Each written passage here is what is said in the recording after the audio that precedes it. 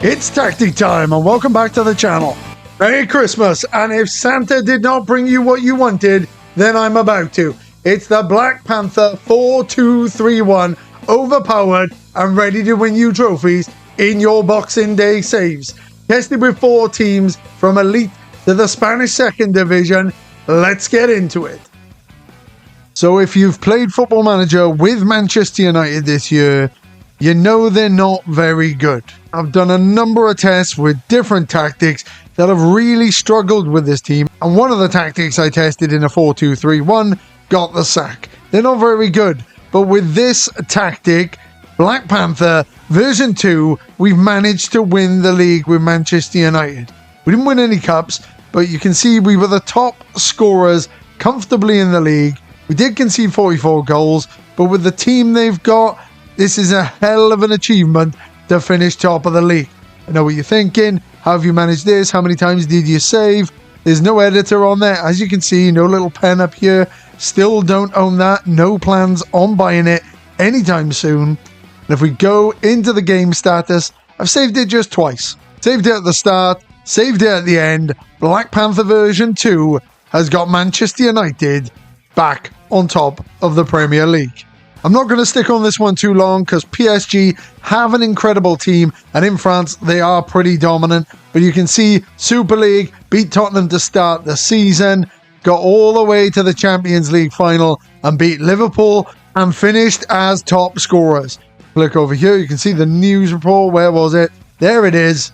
A sextuple for PSG. Unbelievable achievement.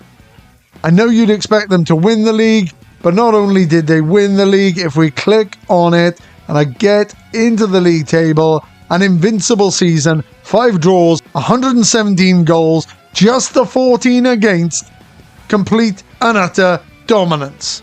And again, I've said I'm not going to do this on every video, but I really want to make the point here that these tactic tests are genuine results run through testing. So again, if I go up to the settings, game status, you can see the match version, or the match engine version, I should say, saved just the 3 times. So I've not stopped and saved and made sure that they've won everything. Run it through. I've saved it at the start, saved it when the tactic's loaded, and saved it when the test is run. Let's give this tactic a bit more of a test. Next up, Spanish League 2, and it is Deportivo.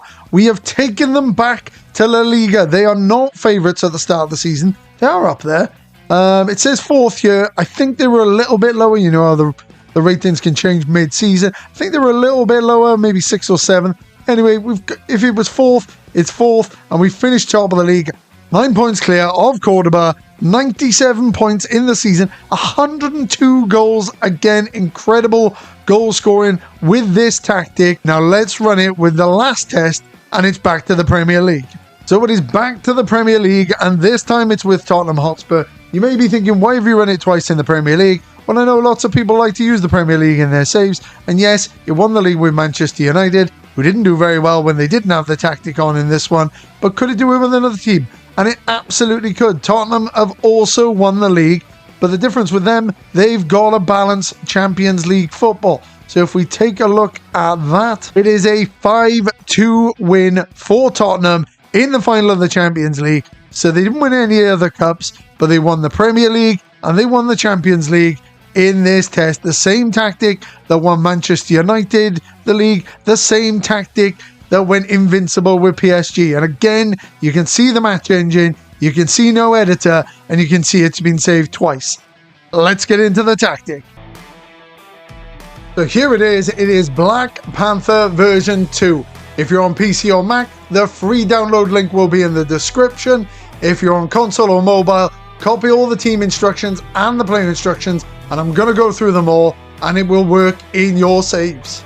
Thanks again for all the support on the channel. I really appreciate it, and your support is helping the channel grow. If you haven't already, hit like on this video, hit subscribe so you don't miss that future Football Manager content. Okay, we're going to kick it off with the in possession team instructions. You see the shape, very symmetrical, lots of easy passes on triangles all over the pitch because players are just well connected based on the roles and the positions. We're going to start with the build-up, the progression, the final third, and the overview.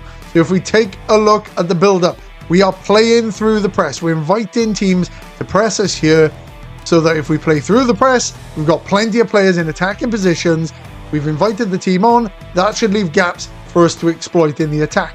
And with that in mind, we're using short goal kicks, the balanced goalkeeper distribution, but we are playing it to the centre-backs whenever possible. The goalkeeper will sometimes go long. He's not going to pass it to them if they're both marked up, but most of the formations in Football Manager just have the one striker, so you should see one free for the pass. Into the progression phase of play, and supporting runs are balanced, but we are encouraging dribbling and we are playing down both flanks. You can see how high the wing backs get here. They're almost in line with the defensive midfielders, creating a 4 across there, and then they have passes either inside or down the wings to the wingers who are holding their width. We're really using the space and the players on the flanks. With that in mind, and I've said it before, we are passing it into space. If we see space, we've got enough players in attacking positions. You can see the 4 up here. If there is space in behind, we've got a bit of pace and we want to get at the other team to create good goal scoring opportunities. In the final third, we are still encouraging dribbling. You can see how the wing backs move up as the play progresses. So you've got lots of bodies. You've got like a 5 here with the main man in the box. Lots of passing options, lots of dribbling options. If the wing back runs down here, the winger will tuck in. So it just creates movement within the formation, having that dribbling encouraged. On Football Manager, we know that there's a lot of pot shots going on at the moment. And I've mentioned that with the shots from distance before. We're still discouraging that as it is still a thing. And with this one, we are working the ball into the box. We are hitting low crosses because, as I've said before, we've got that man across the 6-yard box, but the low crosses also allow for those cutbacks. And when you've got a number 10 like Bruno Fernandes, that is not a bad option. Moving into the overview. And we're going direct with this. I went direct last week. We're going direct with this one as well. It's a strong setting in Football Manager. The players get the ball forward quickly, but not wastefully, as long as there's good passing options on. That's what we have in this setup. We are on a much higher tempo still, but we're going much narrower with the tactic. You can see the players are pulling out wide naturally because of the rolls. So we're just asking them just to step in a little bit, just to keep those connections and those passing options. Attack in transition, we are hitting the counter attack. When we get the ball, we're on the attack. Creative freedom is balanced. We are less often with the time wasting. We don't want to do that. We want to keep going, keep trying to break the other team down. And with that in mind, we are keeping the ball in play. We're not playing for set pieces. We want to attack them in open play with this intense attacking style and break them down. Score a lot of goals doing it. Out of possession, and we are going to work from the low block upwards. You can see exactly how many people come back and help in that defensive phase of play. Very solid in that phase of play. You can see we've got the 4, the 2 and the 3 all coming back, not leaving much space in that low block phase. We are inviting crosses, so we're not having our fullbacks run out. We are keeping compact, giving them no space in the middle. You can't score from out in the wing, but you can score from in the middle. So we're going to keep our players there, keep it tight, and not allow any gaps or spaces. That's particularly good against elite teams, because when they start moving the ball quickly, you can get a really good winger and they can run past your winger, creating space, or they can move the ball quickly and have those runs into the channel. So by not asking our fullback to dive out, we are keeping that space shut. Mid-block pressing trap, balanced. We are not trapping outside, we're not trapping inside. We are keeping our shape. But back to what I said about inviting crosses, not allowing gaps, keeping compact, defensively solid. Same with a high press, the balanced pressing trap.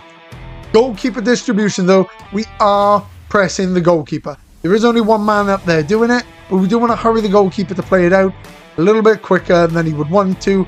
He'll either pass it to a centre back, and then these players can join in the press, or I've mentioned it before, they'll go long, and you can see how many bodies we have back if we're fighting for a second ball or a ball in the air. Lastly, the overview, and we are high pressing with the line of engagement. So we are right up there in their faces the minute they try and play out from the back. The defensive line, we're not going higher, we're not going much higher, and we're also not stepping off. We're just keeping that nice and balanced. We've got the line of 3 behind the striker. I think that's enough to put enough pressure on most defenses, so we don't need everyone stepping up and leaving gaps in behind where often you'll see the match engine knock a ball in behind your defense. That's going to be completely avoided by keeping the defensive line on standard. We are stepping up more though with the defensive line behavior, so though we're starting from a balanced position, if our press is good, if we've got them trapped in, the team steps up and makes it a little bit more aggressive, making it more likely to win the ball back in the final third. We are triggering press more often, not much more often, because again, we've got that one striker. So I don't want everyone racing out of their position to support him aggressively, leaving gaps in behind, making it really easy for teams to play through our press. We're not doing that. We are pressing when it's appropriate. So we're still aggressive with it, stepping up more often with the press, but we're not going all out much more often, chasing down even the most lost causes and just putting pressure on them. Keeping our space till the time's right to press. We are counter pressing. That's what we're doing. It's a very gegenpress style of play. Don't worry about what it says here though. All of these instructions, as soon as you change them, that means nothing. Obviously the attacking mentality is there with the tactic as well. And we are getting stuck in to win the ball back. Next up, the player instructions. Before I go into them, just want to show here with the tactical familiarity, everything is showing as excellent. Part of that is going to be training your players in the role that they're going to be playing. You can see here that it's not quite all the way on this. That's because I haven't set it with the testing. So if you want to get the most out of the tactic when you're playing it, so when I did play test it, I did do this, and I do it on every save I do as well. I have the players training their in and out of possession roles. Makes a big difference. Just finishes this and make sure we are all the way with tactical familiarity. See, everything else is settled in after a very successful season with Manchester United winning the league. Okay, so we'll start with the goalkeeper. He is a ball-playing goalkeeper in possession, sweeper keeper out of possession, and he has no instructions.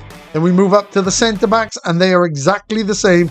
There's no additional instructions in possession, and just tackle harder out of possession. We move to the wing-backs. So they're wing-backs in possession, full-backs out of possession, and again, there's tackle harder out of possession, but in possession, they do have a couple of instructions. So we've got sit narrow, we've got standard passing strategy, and that just comes with the direct passing that we've put on the team. But we've got them crossing from deep. Want them to get the ball in as quickly as possible. We've got wingers higher up the pitch to knock it in from the byline. Sometimes your wingers will drag the other team's defence down there, take their fullback with them, and then there's a nice cutback option to the fullback, and we just want them to get the ball in the box. I suppose Benjamin Sesko is perfect for that as long as the cross is good. On the left side, it's slightly different. So he's a wing back and a full back. The only difference in the instruction though, he's still crossing from deep, but I'm asking him to stay wider, and he's still got tackle harder on it. One's on stay wider, one's on set narrow. The reason, we're just mixing up the attack, the match engine. If everything is exactly the same, there's some games where it can become really frustrating. Your team doesn't really know how to break down the other team. By making slight adjustments, it can just throw the match engine off by giving them something different to worry about on each side. And that's the only thinking behind that. If you really wanted to, you could switch that either side, because the instructions in the rest of the pitch are very similar. Looking at the defensive midfielders, you've got Kobe Mainoo and Casemiro. They have no additional instructions either with or without possession. They are defensive midfielders both in and out of possession, but no additional instructions other than what comes with the role. Then we step up to Ahmad, who is on the right wing. He is also on stay wider. He is on cuts inside with the ball, standard passing, no additional out of possession instructions. And if I flick it over to Mateus Cunha, he is exactly the same. No additional out of possession instructions, stay wider, cuts inside with the ball. The attacking midfielder and the best player in this team, Bruno Fernandes. He's an attacking midfielder both in and out of possession. I've added moves into channels, but nothing else in possession. Out of possession, absolutely nothing. He is just given the freedom to do what he wants. Attacking midfielder is a very attacking role. If you click on attacking midfielder, it says they're a goal threat. So they're more eager than these, except for the second striker, to get into the box. Playmaker will often hover on the edge of the box, and I know Bruno Fernandes is also going to be brilliant at that role. But in this formation, to make it transferable to different teams, attacking midfielder, they become a second striker when the opportunity is there. So if we're knocking the ball in early, they'll get in the ball, get in the box, and cause more chaos with the crosses, joining the striker, so it's not just two defenders on the striker. Last but not least, and it is Benjamin Sesko in this one. He is a channel centre forward as the lone striker. In possession, out of possession, he is a centre forward. And if we take a look at his instructions, it moves into channels as a channel centre forward, comes automatically. Out of possession, absolutely no instructions at all.